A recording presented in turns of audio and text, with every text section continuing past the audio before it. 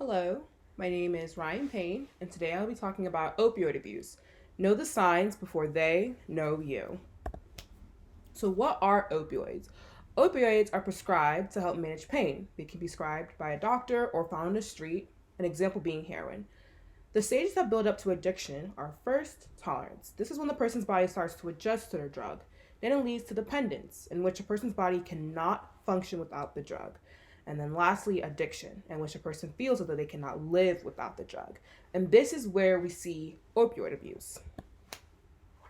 Here are some of the effects of opioid abuse: nausea, drowsiness, constipation, slowed breathing. And this can lead to hypoxia, which is a deprivation of adequate oxygen supply to the tissues, and then euphoria.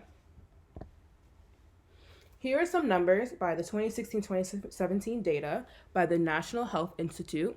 And as you can see, these numbers are pretty old, but an astounding number is that 130 plus people died every day from opioid related drug overdose, and 11.4 million people misuse prescription opioids. And these numbers are pretty large, but till this day, these numbers have grown. And this is why we have an opioid epidemic till this day in the United States. Some signs and symptoms of opioid abuse are not following the prescription, using the medication to get high or relieve stress and anxiety, requiring higher doses, and this is also going back into not following the prescription. They may go to their doctor or to the pharmacist even and asking or demanding a higher dosage, turning to snorting or injecting the drug, and this is where street drugs come into play because this is a common use of crack, cocaine, and heroin. Spending a lot of time trying to get to the drug, so they may find ways to get more money or sell things to get more money, as an example, to try to get that drug because they are physically dependent on it. Their mood changes. An example being they may have been a very live and joyful person, and now they're very angry or sad all the time. Missing important events.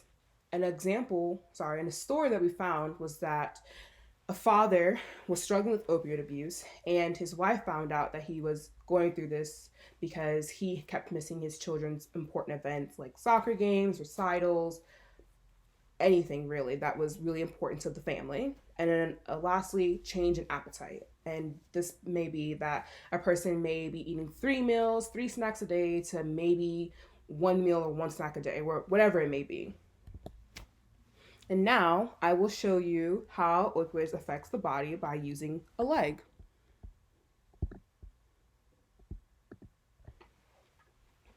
Okay, I'll bring the camera down just a little bit. Okay. So as you can see here, there are going to be two sides to this leg. Over here is just the regular side of the leg. As you can see, there's nothing wrong with this leg. It's very smooth, very clean, no uneven color. Then you get to the back side of the leg, and it's a whole different story. As you can see, the main thing that probably pops out to you is the varicose veins. These veins are to represent what opioids do to the blood vessels. We read that opioids clog up the blood vessels and creates these really big clots in the legs or the arms even, and it can lead to varicose veins in either of those places. Another thing that you will see on this side is some red marks or scratches. We saw that opioids makes the person want to constantly itch themselves or scratch themselves to the point that it bleeds and scabs over.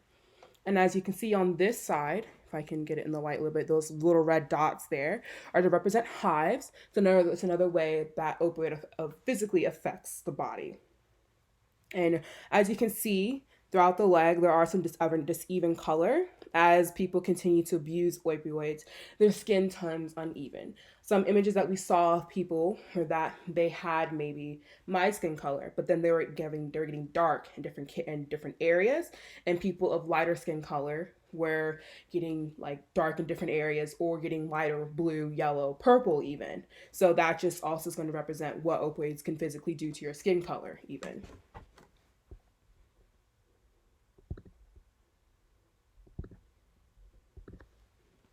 But there are methods to stop the abuse. One of the main ways is to stop taking the opioid, start a detox. Another way is to use methadone to alleviate withdrawal symptoms. This is basically a drug to help people resist that urge of wanting to take that opioid.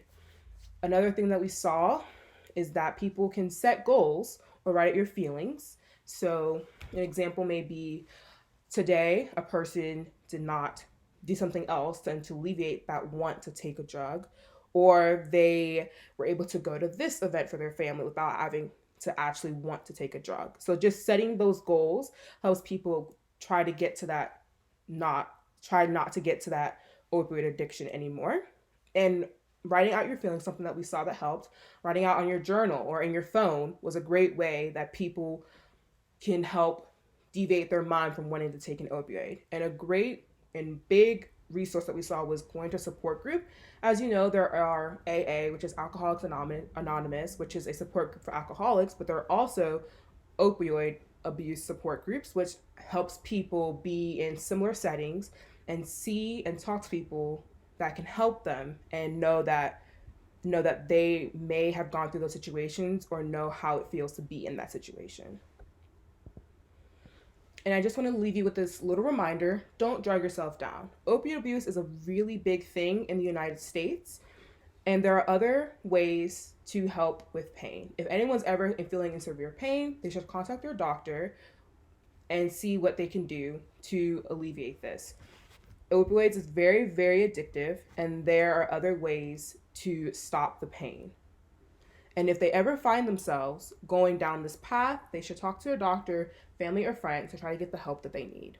Thank you.